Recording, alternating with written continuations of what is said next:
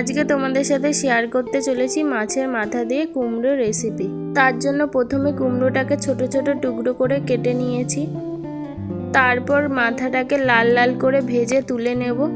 তারপর কড়াইতে তেল দিয়ে তেল গরম হলে দিয়ে দেব শুকনো লঙ্কা, তেজপাতা, সাদা জিরে দিয়ে ভালো করে ভেজে নেব। ভাজা হয়ে গেলে আদা বাটা দিয়ে ভালো করে ভেজে নেব। ভাজা হয়ে গেলে কেটে রাখা কুমড়ো দিয়ে ভালো করে আবার ভেজে নেব। ভাজা হয়ে গেলে এর মধ্যে দিয়ে দেব নুন, কাঁচা লঙ্কা, হলুদ গুঁড়ো, জিরে গুঁড়ো দিয়ে আবার ভালো করে ভেজে নেব।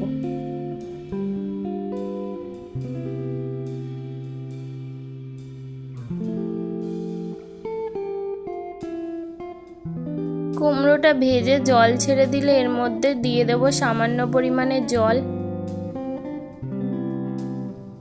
দিয়ে জলটা ফুটে গেলে এর মধ্যে দিয়ে দেব আগের দিয়ে ভেজে রাখা মাথা দিয়ে ভালো করে মাথাটা ভেঙে নিলেই রেডি হয়ে যাবে কুমড়ো দিয়ে মাছের মাথা রেসিপি।